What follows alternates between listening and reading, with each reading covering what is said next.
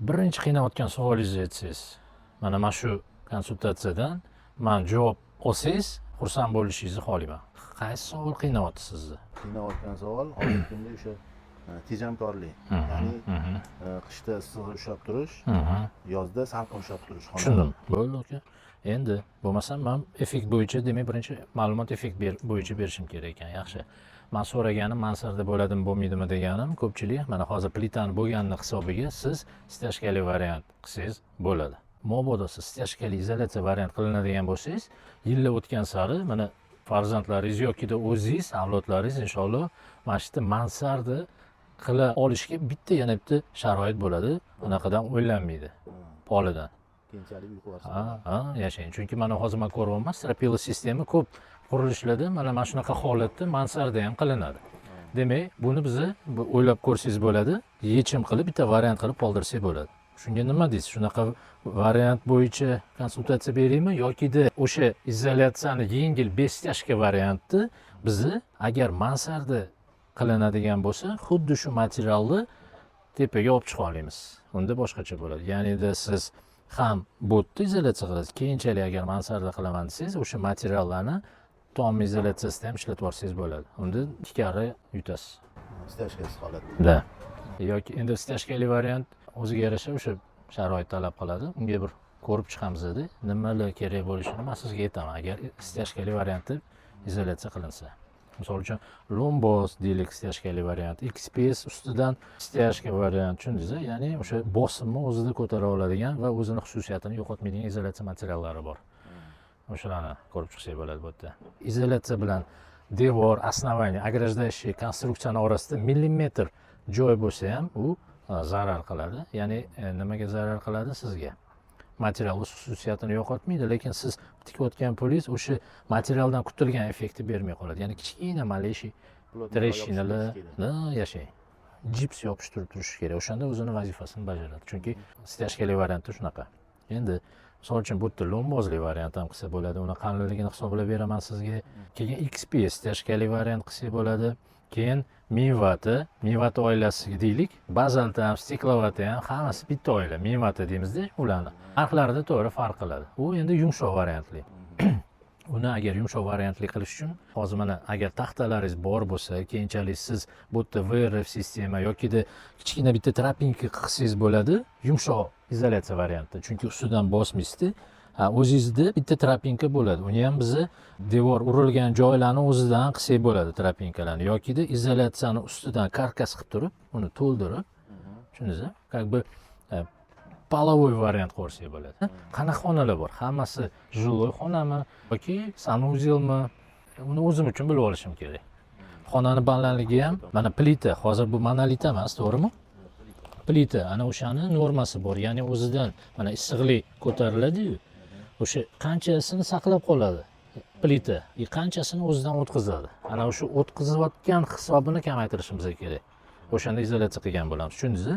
Ya'ni plita deylik, xotirjam bo'ladi o'shanda. O'zimdan ham o'tdi, lekin saqlanmoqda. O'shanisini ta'minlab bersak bo'ldi. Misol uchun ko'pchilikda endi sizda plita juda ham yaxshi, imkoningiz ko'p.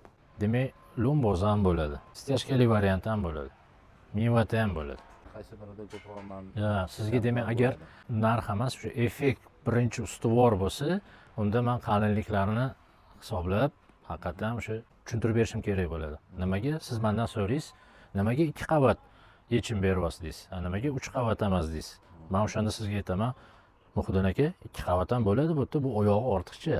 Siz so'raysiz nimaga? Men sizga zavodlarni texnik listini beraman. Aka, mana deyman, men shu brendni zavodi menga mutaxassislarga mana shu materialimni issiqlik o'tkazuvchilik koeffitsiyenti shuncha deb qo'yibdi deymanda, bo'ldi. O'shani hisobiga umuman muammo yo'q. Asos menda hozirgi kunda shenka, ya'ni bu shenkada misol uchun mana siz loyiha qilishdan oldin proyektirovщикka borsangiz, mana shu muammolarni proyektirovщик sizga tushuntirib beradi. Muammo emas bu. Sizga tavsiya beradi. Keling, Muhiddin aka, undoq qilsak bo'ladi deb. Endi ko'pchilik muammo deb o'ylaydi, balki bunaqa yechimlar borligini bilmas. Men harakat qilmayman imkon qadar. Shu hamma anaqamiz tayyor. Men sizga yetkazib beraman hamma ma'lumotlarni. Faqat shu perimetrni menga u nimaga kerak, nechiligi sizga ham qiziq bo'ladi. Bizga o'zimman o'sha rasxodni bilib olishimiz kerak bo'ladi. o'sha materialda qanaqa bizni plyus minusimiz bor. Ya'ni qancha investitsiya byudjetingiz ketadi, o'shani bilib olsang bo'ldi. Tomlar ham yaxshi, yog'ochlar ham, xudo xohlasa mana agar tomchi ustalar bo'lsa, bir kichkina tavsiya berib o'tgan bo'lardim sizga. Keyinchalik mansarda qiladigan bo'lsangiz, chunki hozir agar poldan biz izolyatsiya qiladigan bo'lsak, bu yerda tepani qilish shart emas. Boya aytganimdek, havo kirib chiqadigan joylarni men bilib olaman. Yaxshi qilibsiz, ko'kushkalarni yaxshi qilib, bu yerda ham bor demak. Mansard bo'lsa mansarda deyiladi. Chordoq sistemasida ham bizni основаниyadan qilinadigan bo'lsak, u yerda havo aylanishi yaxshi bo'lishi kerak. Mana ko'pchilik nima lombozlar qurib ketadi, bilasizmi? Lomboz zo'r texnologiya.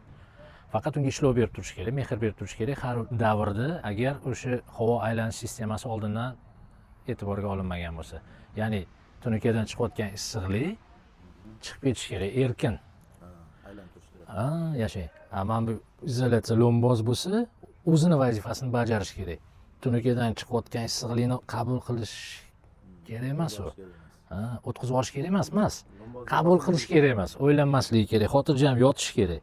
U issiqlik kelib qoldi-da, u o'ziga nagruzkani olishga majbur bo'ladi. U keyin yana quyosh chiqib keladimi, sovishga ulgurmaydi, "Ya mayli" deydi. Sekin уже yorilishni boshlaydi ana shunaqa, o'shani hisobiga. Ham havo aylantirish. Havo aylanishi kerak. O'sha suv anaqa. Demak, men sizga bu bo'yicha yechim beraman. Xudo xolasa. Keyin anaqa qilsa bo'ladi. Anaqani so'rayman. Tomni nima materialda yopmoqchisiz? Hozircha shu tunkada yoqamiz. Aha. Nima deydi uni? Profnastir bo'ldi, tushunarli. Agar siz keyinchalik yomg'irni o'sha ta'siri, endi metallga ham bog'liq, qanaqa qalinlikda. O'sha ishlab chiqaruvchilar bir xillar aytadiki, meni metalim bunaqa ortiqcha izolyatsiya ham talab qilmaydi degan ishlab chiqaruvchilar bor. Shunni ham поглощать qiladi degan yechimlar bor.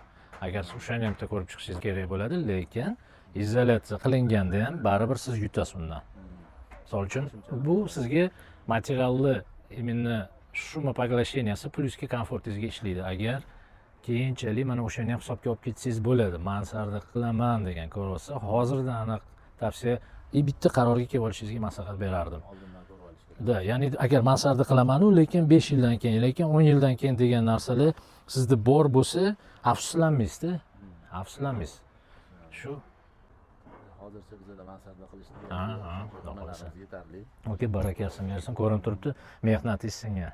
To'g'ri o'ylaysiz, chunki siz oilangizni o'sha komfortda qurayotganga yarasha hozir men harakat qilaman, ilmim yetguncha, ilmim yetmagan joyga ustozlarning oldilariga o'tib, borib harakat qilaman. Oldin aka, yana savollaringiz qoldimi? Savolni menimcha ko'raychi oldik. Bo'ldi, xotirjam bo'ldingizmi? Rahmat. Sizga ham rahmat. Sog' bo'ling aka, bemalol. Maslahat berib ko'pchilikning hojatini chiqarib yuribsiz. Aka, rahmat. Mayli, Muhiddin aka, unda rahmat. Yuzga baraka, issiqlik bo'lsin.